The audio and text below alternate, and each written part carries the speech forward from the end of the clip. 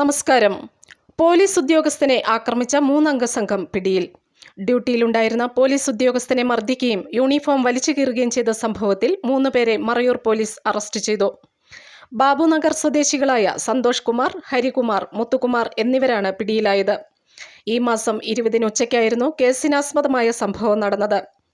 തൊടുപുഴയിൽ നിന്നെത്തിയ വിനോദസഞ്ചാരികളുടെ കാറും ബാബുനഗർ സ്വദേശിയായ സന്തോഷ് കുമാറിന്റെ പിക്കപ്പ് ജീപ്പും തമ്മിൽ കൂട്ടിയിടിച്ചിരുന്നു.